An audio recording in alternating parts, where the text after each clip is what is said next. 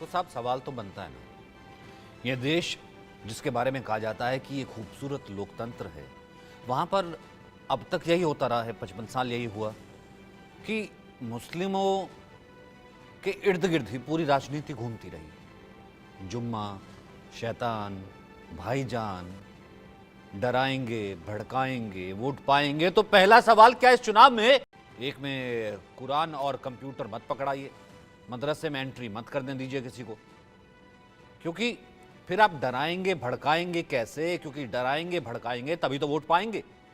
तीसरा सवाल जो कि सीधा साफ है कि दूसरे दौर में मोदी की गारंटी चल रही है या फिर ये विपक्ष का तुष्टीकरण और भड़काना। और चौथा, अब ये दौर बता देगा कि 400 पार कैसे हो रहा है। चुनौती इतनी आसान नहीं है क्योंकि मुस्लिम बहुल बहुत सी सीटें हैं।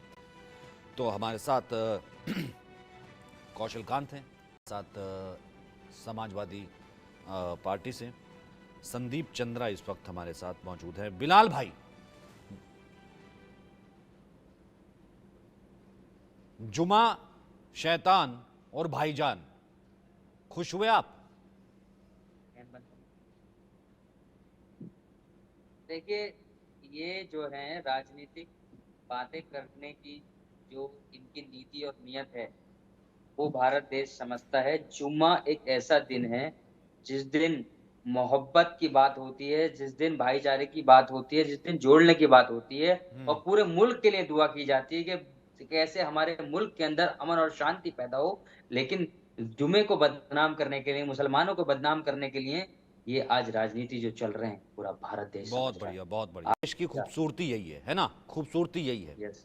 लेकिन आपको ऐसा लगता है क्या कि ऐसा है कि मंगलसूत्र ले लेंगे उसमें लिखने से, और फिर उसके बाद जो है संपत्ति दे देंगे मुसलमानों को, उनको पढ़ाएंगे लिखाएंगे नहीं, फिर उनको जुम्मा और शैतान का डर से, इससे सच बताइएगा, क्योंकि कल जो मतदान है उसमें बहुत सी ऐसी सीटें हैं जिसमें मुस्लिम बहुल है, इससे क्या मुसलमान, आप तो एक युवा है, मुसलमान वोटर खुश होता है बिलाल भाई? बिल्कुल नहीं होता।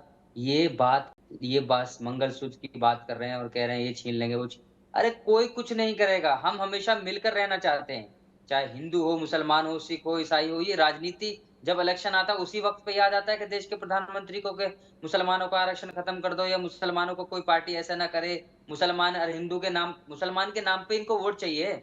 अगर मुसलमानों को गले लगा के देखो ना, अपना बना के देखो एक बार।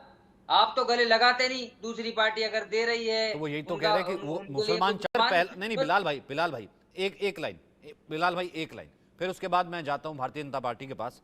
भाई अगर पहला हक पार्टी कह दे कि सिर्फ मुसलमानों का हुआ, जैन कहां जाएगा, ईसाई कहां जाएगा, सिख कहां जाएगा, और सबसे बड़ी बात वो 80% वाला हिंदू कहां जाएगा जब सब कुछ ही आपको दे देंगे? यही तो है जैसे गुमराह करने की बात। और जुमले वाले लोग हैं ना, यही बात कह के कि मुसलमान की जो है राजनीति चलती है, रोटियां सेकने का काम करते हैं। यही तो हम बताना चाह रहे हैं कि अगर आप महंगाई की बात करते कम करेंगे, युवाओं को रोजगार देंगे, 15 लाख का वादा पूरा जो नहीं करा अब करेंगे, अगर आप मुद्दों की बात करते तो हम आपके साथ चलते। लेकिन क्या हो गया इनके पेट में दर्द कि मुसलमानों को किस तरीके से खत्म कर दिया जाए, उनका आरक्षण खत्म कर दिया जाए, उनको फैसिलिटीज जो मिल रही है पिछली सरकारों में वो खत्म कर दी जाए। और जिस तरीके से बात की गई है कि तो हमारी हार हो रही है, क्योंकि इनकी जो कैंडिडेट हैं नवनीत राणा, उसने खुद कहा है अमरावती से, मोदी जी की कोई लहर नहीं है जी, 400 पार होने वाले नहीं है जी, अपनी मेहनत खुद करनी पड़ेगी, खुद अपने आप को लाना पड़ेगा। तो इनके तो खुद कैंडिडेट माने हुए हैं जो और 400 कौन पार का कर देता झूठा है सर नारा तन देते से हैं जुदा? कि इनकी अगर कोई डर भी लहर नहीं है। मुसलमान को लगता है, ये कौशल डर गए कांत, हैं इसलिए कौशल, हिंदू नहीं नहीं, मुसलमान को एक कर एक गए हैं। सेकंड, एक क्यों नहीं सेकंड, 2014 में नहीं डॉक्टर पूरे साहब, वादे की डॉक्टर बात क्यों साहब एक पूरी बात की बताइए आपने? ना, बिलाल खान को इतना डर लगता है, रोज आप यही खत्म तो हो जाओगे। घुमाने की बात अगर होती किसी है। की पॉपुलेशन डर बढ़ी कौन है रहा है? कैटेगोरिकली तो बढ़ी है देश के मुसलमानों की। प्रधानमंत्री डर रहे हैं। अब पॉपुलेशन पे बात करिए ना, तो क्यों नहीं, वो हिंदू डर भाइयों के फिर भी बच्चे इनको नहीं लगता है। होते क्या? डॉक्टर मैं कौशल देश कांत, के प्रधानमंत्री के डॉक्टर खुद 6 कौशल भाई हैं। कांत, जुम्मा है, नमाज है, इधर संतोषी माँ भी है ठीक। फिर। देखिए, जुमे की बात अभी मेरे दोस्त कर रहे थे, तो अगर देखें तो जितने दंगे देश में हुए हैं उसमें से 90% से ज्यादा हिंदू मुसलमान के दंगे जुम्मे के दिन ही शुरू हुए हैं। जुमे की एक और खास बात, करिए आप। भाई सर एक जुमे में लंबी सबसे लिस्ट है, ज्यादा मैं दंगे आपको गिना होते दूंगा हैं। बिलाल। कहाँ दंगे हुए हैं सर जुमे में? लंबी बताइए लिस्ट कौन है, सा दंगे मैं गिना होता है? दूंगा, दिल्ली से देश लेकर में के रामनवमी दिल्ली से के दिन लेकर क्या के हो रहा था? कर्नाटक तक। कट्टे जो सर लेकर जा रहे बाकायदा, थे वो क्या हो रहा था? पता नहीं उसका जुम्मे जिक्र की कर नमाज के बाद ऐसा दीजिए। ऐसा क्या होता है रामनवमी पे कि क्या फिर हो उसके रहा था बाद देश के अंदर? फिर पूरी उसके दुनिया बाद ने भीड़ देखा। भड़कती है। दिल्ली देख मस्जिदों के चुकी है, ऊपर मैंने भगवा देखा झंडा है, लहराया मैंने जा रहा था, कवर वो किया देश ने है। देखा। कौशल कांत बोलिए। रामनवमी का जिक्र करिए ना, किस तरीके से वहां दंगे होते हैं?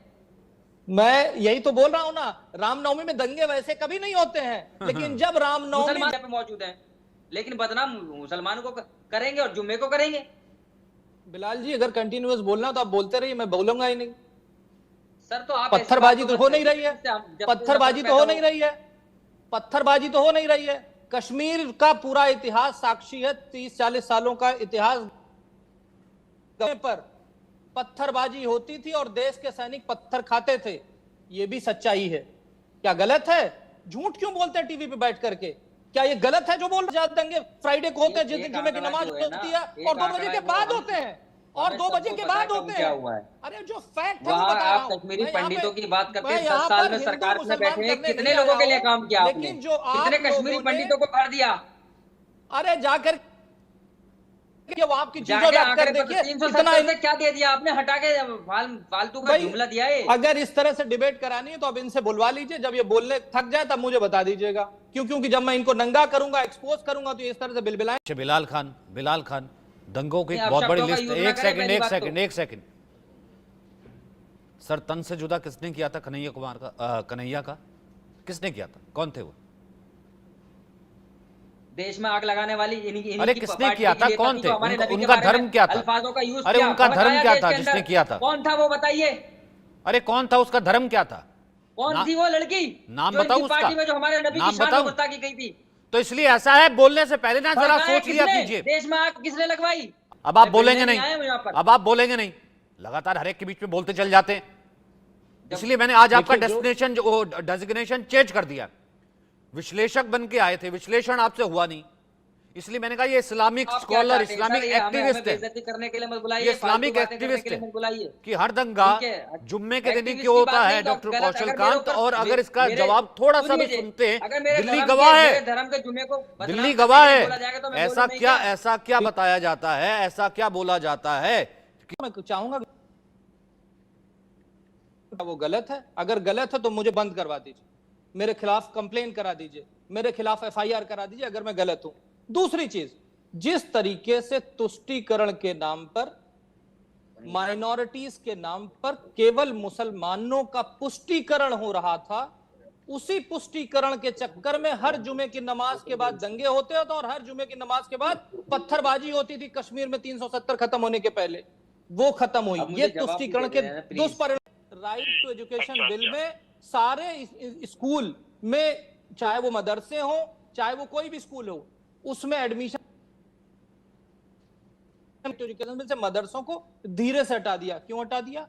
इसी का नाम तुष्टीकरण है। और आगे बढ़ता हूं, 1995 में वक्फ एक्ट बनाया गया। उस वक्फ एक्ट को बना करके वक्फ को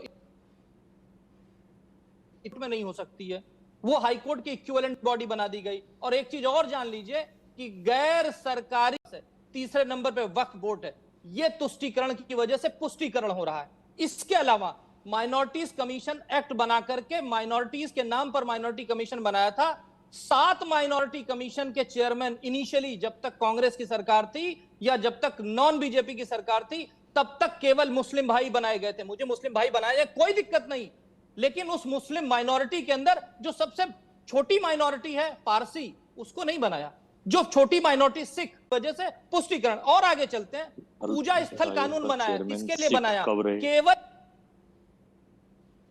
नाम पर। इसके अलावा आप देखिए, अगर संसद से कम्युनल वायलेंस बिल पास हो जाता नहीं, तो सबसे उसमें बड़ी ये बात था ये प्रोफेसर साहब, केवल प्रोफेसर यही है, साहब, केवल नहीं प्रोफेसर साहब, फिर तो मुद्दे तो पीछे रह गए ना। बिलाल साहब कह रहे हैं कि एजुकेशन होनी चाहिए, बिलाल साहब कह रहे हैं कि भैया जॉब होना चाहिए, बिलाल साहब कह रहे हैं कि भैया होना चाहिए, लेकिन अगर डर ही लगता रहेगा, आप पढ़ाएंगे लिखाएंगे ही नहीं, फिर तो ठीक है, फिर तो तुष्टीकरण की राजनीति चलती रहेगी। प्रोफेसर भुवन भास्कर, आवाज आ रही है? आप चेक कर लीजिए। अब आ रही देखिए, मुझे ऐसा लगता है कि भारतीय जनता पार्टी के 10 साल के शासन के बाद के हाथ आज खाली हैं, क्योंकि बात जिस पर हम लोगों ने, आपने, सबने, देश की जनता ने विश्वास करा था, वो बातें क्या थी? वो 10 साल पहले का जो मैनिफेस्टो थी, महंगाई की बात हुई थी, 100 स्मार्ट सिटी देने की बात हुई थी, सांसदों ने गोद लिए थे गांव, उनकी क्या स्थिति है, बुलेट ट्रेन की बात हुई थी। इन वादों पर अगर प्रधानमंत्री जी जवाब देते तो निश्चित तौर पे आज भारतीय जनता संवैधानिक पद है, गृह मंत्री जी का जो संवैधानिक पद है, रक्षा मंत्री जी का संवैधानिक गरिमा तार होती है। ये कोई मुद्दे नहीं। आज युवा जो हताश है, निराश है परीक्षा लीक होने से, साटिले तार बिछाए गए, उन पर जो है आंसू गैस छोड़ी गई, 750 किसान मारे गए, वो जवाब मांग रहे हैं। और स्मार्ट सिटी एक भी नहीं बन पाई, उस पर लोग जवाब। अजय जी एक कमेंट आपका, ठीक है अजय जी एक कमेंट आपका, फिर उसके बाद मैं वापस आऊंगा। एक कमेंट आपका, फिर उसके बाद स्टूडियो में आऊंगा, ठीक है? क्या सच में ही पहले दौर ने ही चुनाव को पलट दिया अजय जी, या फिर? देखिए सचिन अरोड़ा जी, सबसे पहले तो मैं अनुरोध करूंगा कि कल जो 88 सीटों पर मतदान है, अधिक से अधिक संख्या में हिंदुस्तान के लोग वोट करें। से लेकर 24 तक अगर हिंदुस्तान की जनता को दिया है तो केवल हिंदू मुस्लिम, पाकिस्तान हिंदुस्तान, कब्रिस्तान शमशान। इस सरकार में प्रधानमंत्री बहुत संवैधानिक पद होता है, नंबर 1 पद होता है, बहुत बड़े होते हैं, देश में नहीं संसार में इनकी वो होती है। लेकिन जब भारत का प्रधानमंत्री वो उनके मंगलसूत्र छीनने की बात प्रधानमंत्री करें तो ये बड़ी निंदनीय और शर्मनाक हो जाती है। सर नहीं, गलत लिखा है, आप भी उसी गलत एजेंडे पे जा रहे हैं सचिन जी। कहाँ लिखा है? भारत की हमारी नेता श्रीमती सोनिया गांधी के पति राजीव गांधी का मंगलसूत्र देश पे कुर्बान हो गया, तो वो मंगलसूत्र की लाज और मंगलसूत्र की महत्वपूर्णता क्या जाने जिन्हें मंगलसूत्र की। अब आप आ रहे हैं, ये केवल एक एजेंडा दिया नहीं था सर, देश का सोना गिरवी रखा था, उस देश का सोना गिरवी रखा। सचिन जी आपके कहने से और फेसबुक और ट्विटर यूनिवर्सिटी पर छोड़े हुए हैं, जो केवल आर्टिफिशियल इंटेलिजेंस और व्हाट्सएप में नकली सबूतों के झूठ के आसरे वो इस देश में हिंदू मुस्लिम चुनाव को एजेंडा देना चाहते हैं। इन्हीं का एजेंडा है, चूंकि चुनाव हार रहे हैं और चुनावों की परिवर्तन प्रकृति का नियम है, हार रहे हैं और मुद्दों की लड़ाई है नहीं, इसीलिए इन्हीं का एजेंडा है ये। रिटायर्ड आंटी अंकल जो कॉलोनी में बैठते हैं, उनके व्हाट्सएप यूनिवर्सिटी पे नकली बेसलेस चीज पूछो, बेसलेस चीज भेजो। मैं ये कह रहा हूँ कि समाज भले आपका हो, चाहे ओवैसी की पार्टी का हो, चाहे मुसलमानों पर सिर्फ मुसलमानों पर जो है खत्म क्यों हो जाता है?